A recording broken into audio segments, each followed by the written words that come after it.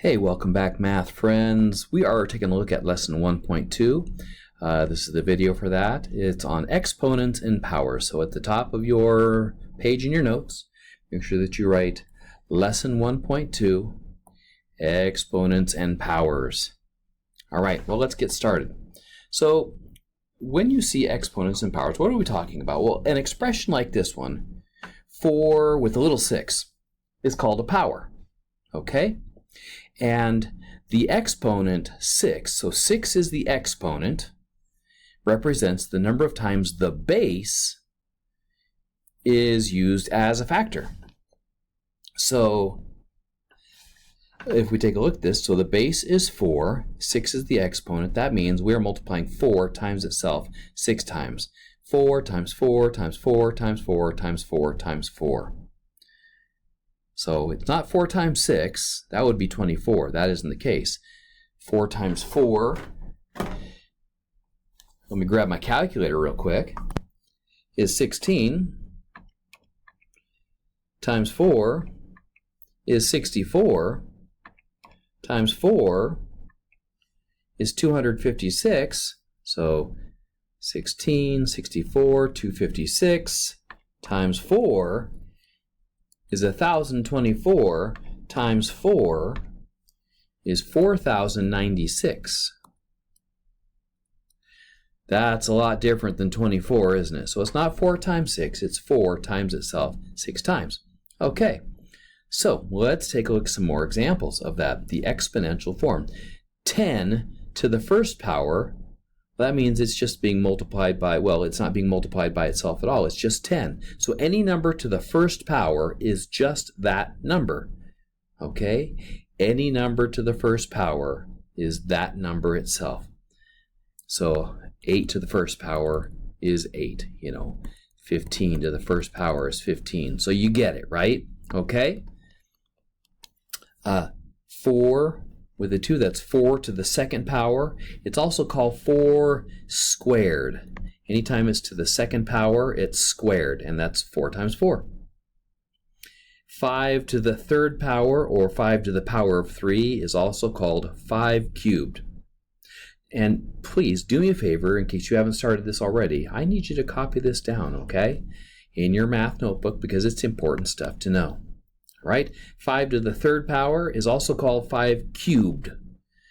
And the reason it's called cubed is because if you were to cube something and multiply those, you are multiplying times the length, the width, and the height. It's three-dimensional, and when you multiply length, width, and height, you have a cube. 5 cubed. 7 with a little 6 is 7 to the 6th power, and that's 7 multiplied by itself 6 times.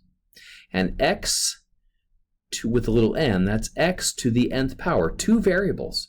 We don't know what the power is, and so we can say to the nth power. That means we multiply x times x times x times x as many times as it is, dot, dot, dot, dot, dot, and so on, times x. All right? So let's take a look at a few things here. So q to the third power, we're doing a variable expression. Q to the third power when q equals 10, so that's 10 to the third power, which is 10 times 10 times 10. 10 times 10 is 100, times 10 is 1,000. All right? B to the 5th power when b equals 2, so that would be 2 to the 5th power. So 2 times 2 times 2 times 2 times 2. 2 times 2 is 4, times 2 is 8, times 2 is 16, times 2 is 32. And z to the second power when z equals 5. So we replace z with 5, so that's 5 to the second power. So that's 5 times 5, and that's 25.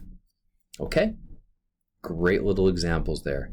Now, grouping symbols such as parentheses or brackets would indicate the order in which the operations should be performed. So math operations inside grouping symbols have to happen first.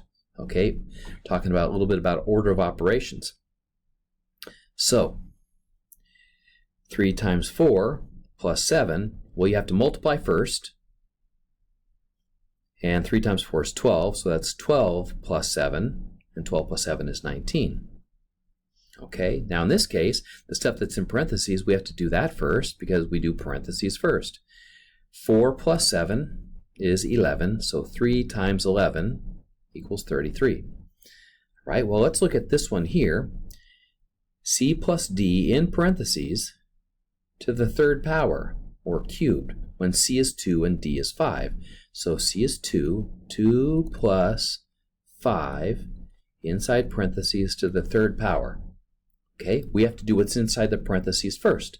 So that's 2 plus 5 is 7 to the third power.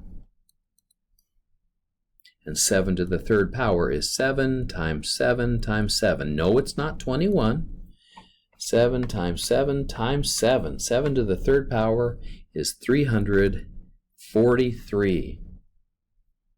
All right, so we're just using the skills that we already learned about in variable expressions. C to the third power plus D to the third power. Same numbers, just slightly different organization, right? So C is 2, so this would be 2 to the third power plus 5 to the third power. Do you think it should come out to be the same? Well, let's find out, because it seems similar to the one up above. So 2 to the third power is 2 times 2 times 2 plus 5 times 5 times 5. Well, 2 times 2 is 4, times 2 is 8. We'll just go down here and do that. Plus 5 times 5 is 25, times 5 again is 125. And 8 plus 125 is 133. Nope, definitely not the same answer, as you can see. Let's take a look at this one. Now this one is 5 times p to the second power, or 5 times p squared. And p is 2, so that's going to be 5 times 2 squared. Order of operation says we have to do the exponent first. So that's 2. So this is 5 times 2 times 2. So I have to do this part first. 2 times 2 is 4. So 5 times 4. That equals 20. Okay, will that change it if we put parentheses around that and then square it? Well, let's find out. Parentheses, 5 times 2, because p is 2, to the second power, or squared. Do the parentheses first. 5 times 2 is 10. 10 squared, that's 10 times 10. That's 100. Definitely different. Definitely different. Okay? Now, if we take a look at how we use this in geometry, the volume of a cube is equal to s to the third power, the length of the side to the third power, the length of one side, so v equals s cubed. So, and here we have a picture of a cube, s times s times s, length times width times height, will tell us the volume, or the amount of space inside the cube. So let's find the volume of the cube if the side length is 6 inches. So the volume, it would be equal to s to the third power. S is 6. All right, so that's 6 times 6 times 6. 6 times 6 times 6, 6 to the third power. That equals 216. So that's 216 cubic inches. So it's inches with the little 3 above there, cubic inches.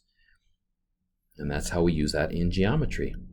And look at that, we are at the end of the lesson already. How fantastic is that? And here are your practice problems. There's only technically 3. I mean, there's a little bit more, but pretty easy for you to do. Use what you've learned. Rewatch the video if you need to. Slow it down, speed it up, whatever you need to do to make sure that you have all the information that you need. Remember, you can use your notes when you take tests, so make sure your notes are good. All right, you guys have a great day. Don't forget to be awesome, and I will see you next time.